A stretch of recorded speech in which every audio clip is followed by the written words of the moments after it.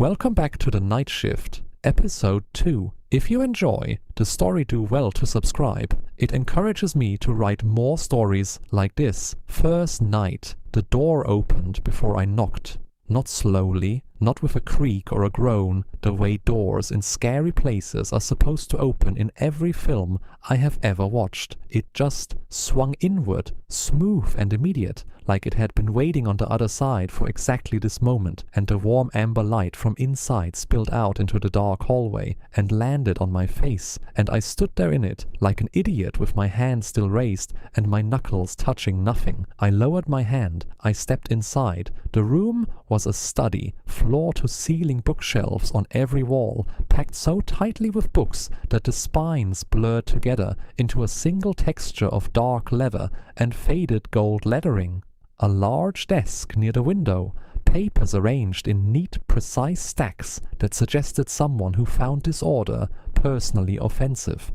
A single lamp on the corner of the desk, casting everything in that warm amber light. And the window behind it, showing nothing but dark sky and the distant scattered lights of the city below. And behind the desk, writing something without looking up, him. I want to be careful about how I describe this, because I have thought about it many times since, and I still do not have the right words. I had spent the entire walk to the mansion preparing myself. I had built a very detailed picture in my head of what I was walking toward, something frightening, something that would make the danger feel proportionate to the money, something that would explain why everyone who knew about this place went quiet when it was mentioned. I was ready for frightening, I was not ready for beautiful. He was. I do not know how to say this without sounding like I have lost my mind, but I am going to say it anyway because it is the truth, and you deserve the truth. He was the most structurally perfect face I had ever seen on a living person. Sharp jaw, high cheekbones that caught the lamplight and held it, dark lashes that were long enough to cast actual shadows, black hair pushed back from his forehead with a few strands falling forward that he had not bothered to fix, and somehow that small imperfection made everything else worse because it meant he was not even trying. He was just sitting there writing something and looking like that without any apparent awareness of or concern for what it was doing to the structural integrity of my thoughts. I stood in the doorway for what was probably 3 seconds and felt like significantly longer.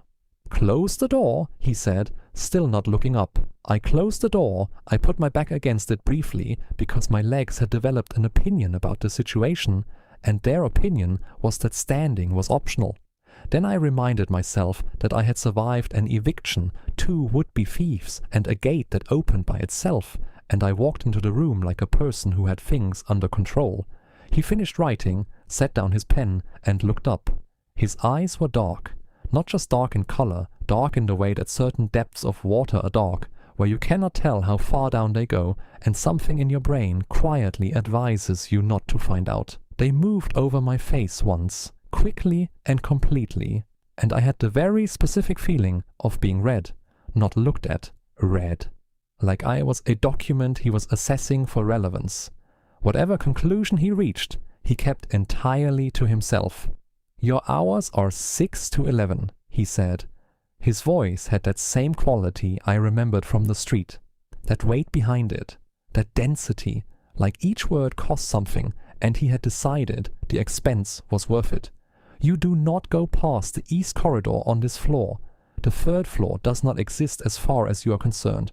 You do not touch anything on my desk. You answer the door, sort correspondence, and accompany me when I require a second presence at certain engagements." "Certain engagements," I said. "Yes. What kind of?"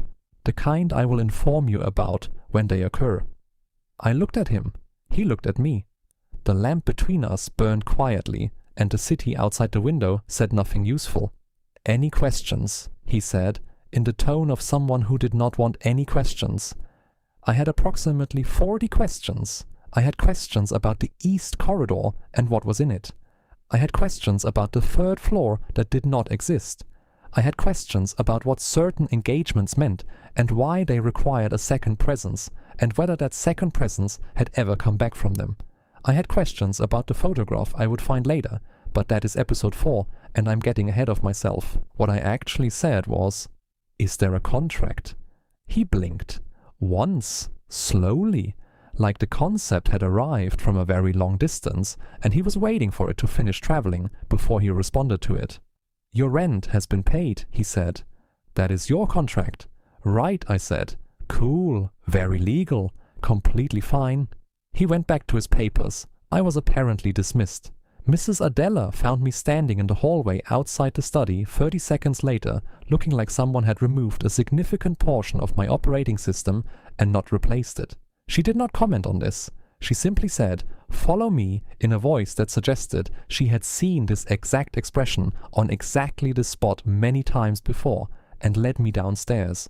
Her name was Mrs. Adela, and she had worked in this mansion for 31 years, and she moved through it with the calm authority of someone who had long ago made her peace with everything unusual about the place, and simply gotten on with things. She showed me the kitchen, warm and smelling of something that made my stomach remember it had not eaten since the sought cafeteria sandwich at lunch. The receiving room where the correspondents lived in untidy stacks that would become my responsibility, the storage hall, the routes between them.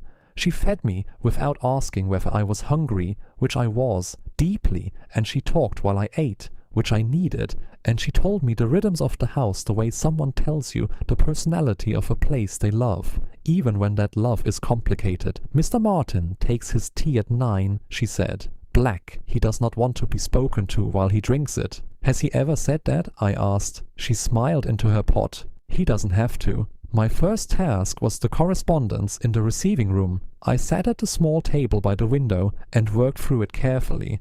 Letters, mostly formal, some with wax seals that looked old enough to belong in a museum, addressed in handwriting styles that had not been fashionable for decades. I sorted them into the categories he had described, and it was almost ordinary, almost like a job. The lamp was warm. The house was quiet. The correspondence smelled like old paper and something faintly sweet that I could not identify. I had almost relaxed when I felt it, the back of my neck.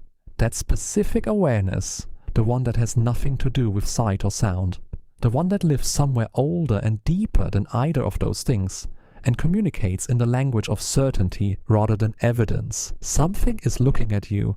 Something has been looking at you for longer than you realized. I turned around slowly. The hallway beyond the receiving room door was empty. The door was open a few inches more than I had left it. The darkness beyond it was complete and still and gave nothing away. I turned back to the letters. My hands had gone slightly cold. I finished the correspondence, stacked everything precisely the way he had described. At 11 o'clock exactly, I put on my jacket and went to the front door, and Mrs. Adela appeared to see me out, which I was more grateful for than I knew how to say, without sounding like someone who had been frightened by an empty hallway, which I had been, but which I was not going to admit to on my first night. "Same time tomorrow," I said. "6 sharp," she said. "He doesn't like lateness." I stepped out into the cold and the night air hit my face, and I took a long breath and held it and let it out slowly and told myself that was fine. That had been fine. I was alive and undamaged, and I had sorted correspondence and eaten a warm meal,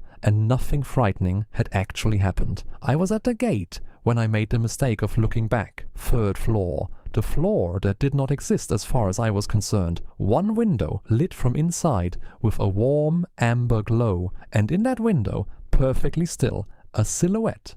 Tall, facing outward, looking down at the street below with the patience of something that had been standing in windows, watching streets for a very long time, looking at me. I turned around and walked away, and did not look back again, and told myself it meant nothing, and almost believed it by the time I got home. Almost.